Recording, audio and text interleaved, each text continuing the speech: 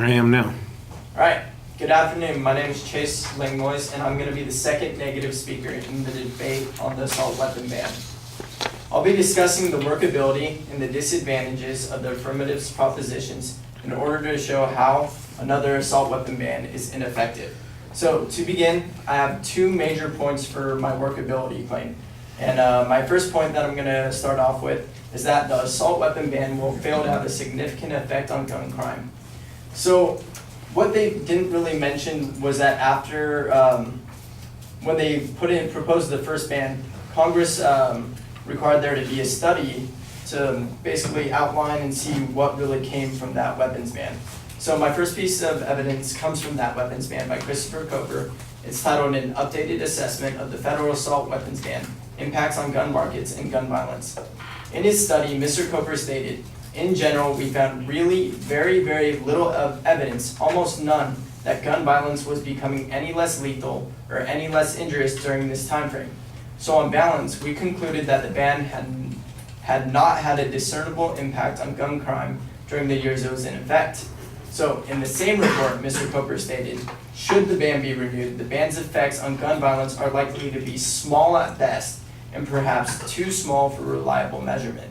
Assault weapons are rarely used in gun crimes even before the ban, and large capacity magazines are involved in more of a substantial share of gun crimes. But it is not clear how often the outcomes of gun attacks depend on the ability of offenders to fire more than 10 shots without reloading. So basically that was a lot of stuff you guys want to take in. So what this basically means is that Mr. Coper found his results to be inconclusive. He wasn't able to show causation in order to prove that the effect actually had an impact on gun violence. And even if there was an effect on that, it would be so small that it would be rendered insignificant. So since the results are not reliable, it is clear that another ban on assault weapons will likely have the same effect. So my next piece of evidence comes from a study by the National Institute of Justice from 1994 to 1996. What they found was the ban failed to reduce the average number of victims per gun murder incident or multiple gunshot wound victims. I'm not going to disagree and say that, okay, the total crime was going down during that time, but that comes out of a variety of different reasons, and I'll be going over that a little bit later. What this evidence shows is that the percentage of actual weapon and gun violence did not go down during this time. All it did was increase the popularity of other firearms, which is going to bring me to my next major point for my workability argument, that assault weapons account for only a fraction of the total number of homicides. So it turns out that the big, scary military-style rifles don't kill a vast majority of Americans that are killed every year. Turns out little handguns do. According to the Federal Bureau of Investigation's expanded homicide table in 2011, rifles only accounted for 2.5% of the total homicides, while handguns accounted for nearly 49%. To put this in perspective, you guys are 10 times more likely to be stabbed or beat to death than to be shot and killed with a rifle. When they say rifle, that doesn't mean all assault weapons, because there are some rifles that aren't considered assault weapons. So then my next subpoint to that is that according to Senator Feinstein, the author of the original assault weapon ban, stated that assault weapons have been used in 385 murders from 2004 to 2012. Or about 48 murders per year. But when you actually look at it and the total amount of people killed by guns every year, which in 2011 was 8,583, the so-called assault weapons were used in only about 0.6% of the actual murders. What this evidence shows is that from the beginning, assault weapons were used in a very small amount of the actual homicides. The reason you hear so much about them is because the media likes to portray them as dangerous weapons of war, when in reality they're just normal semi-automatic weapons. Overall, this evidence shows that the assault weapons should have never even been banned in the first place. So this is going to bring me on to my disadvantage claims. And again, I'm going to have two major points for that. My first one is that an assault weapon ban will just make other weapons more popular in crimes.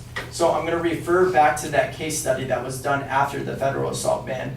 And in this, Mr. Coper states, although the ban was successful in reducing crimes with assault weapons, any benefits from this reduction are likely to have been outweighed by a steady or rising use of non-banned semi-automatics with large capacity magazines, which are used in crimes much more frequently than assault weapons. Therefore, we cannot clearly credit the ban with any of the nation's recent drop in gun violence, and indeed there has been no discernible reduction in the lethality or injuriousness of of gun violence based off indicators like percentage of gun crimes resulting in death or the share of gunfire incidents resulting in injury, as we might have expected had the ban reduced crimes in both assault weapons and large capacity magazines. So now this is going to bring me on to my final point. An assault weapon ban can start to infringe on the constitutional right of citizens. So in order to prove this disadvantage, I want to reiterate what my partner has shared and share some background on assault weapons. And I believe David Koppel from the Wall Street Journal said it best. What some people call assault weapons function like every other normal firearm. They fire one bullet each time the trigger is pressed. Unlike machine guns, which have already been banned, when you pull that trigger, a few come out, like he said, a bunch of pew-pews. So what this is going to bring me to is that today in America, most handguns are semi-automatic, as are many long guns, including the best-selling rifle today, the AR-15. Some guns look like machine guns, but in no way do they function like machine guns. So this brings me to my point.